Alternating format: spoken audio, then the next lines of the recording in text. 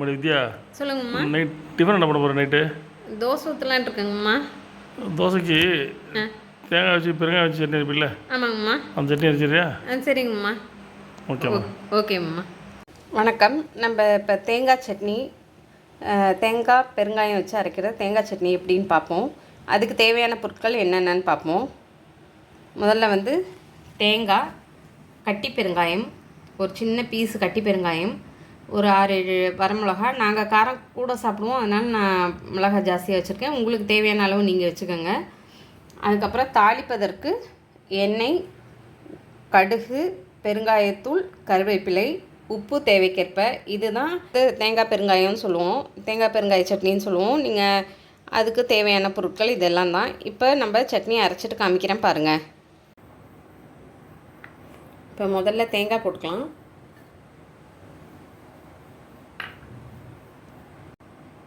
இப்போ அடுத்து இந்த எடுத்து வச்சுருந்தோம் இல்லையா பெருங்காயம், கட்டி பெருங்காயம், அதை போட்டுக்கலாம். இப்போ வரமிளகா ஒரு 6 எடுத்து வச்சுருக்கோம் இல்லையா, அதை போட்டுக்கலாம். இப்போ உப்பு தேவைக்கேற்ப உப்பு போட்டுக்கலாம். இப்போ நான் உங்களுக்கு அரைச்சிட்டு காமிக்கிறேன் பாருங்கள். எந்த சட்னி அரைக்கிறதுனாலும் ஃபஸ்ட்டு தண்ணி ஊற்றாமல் ஒரு ஓட்டிட்டோம்னா அதுக்கப்புறம் மைய அரைக்கிறது ஈஸியாக இருக்கும். ஏன்னா தண்ணி ஊற்றினா ரொம்ப நேரம் ஆகும். தண்ணி ஊற்றாமல் ஃபஸ்ட்டு அரைச்சிட்டோன்னா அதுக்கப்புறம் ஈஸியாக இருக்கும். பாருங்கள், நல்லா அரைச்சாச்சு. இப்போ பாத்திரம் மாற்றிட்டு நம்ம தாளித்து கொட்டிடலாம். இப்போ எண்ணெய் ஊற்றிருக்கோம் கடுகு தாளிக்கிறதுக்கு. நான் இது தேங்காய் எண்ணெய் ஊற்றிருக்கேன்.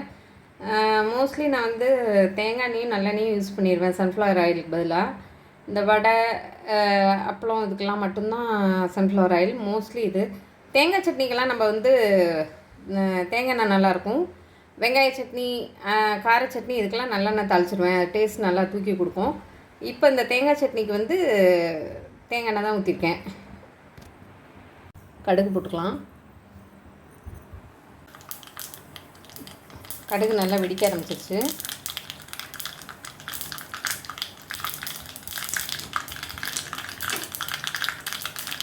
அடுப்பு ஆஃப் பண்ணிட்டு கருவேப்பிலை,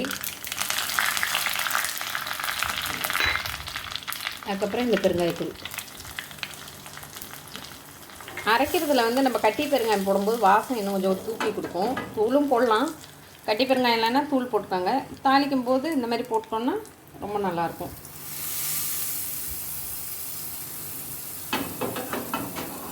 இதெல்லாம் தேங்காய் பெருங்காய சட்னி முடிஞ்சிருச்சு.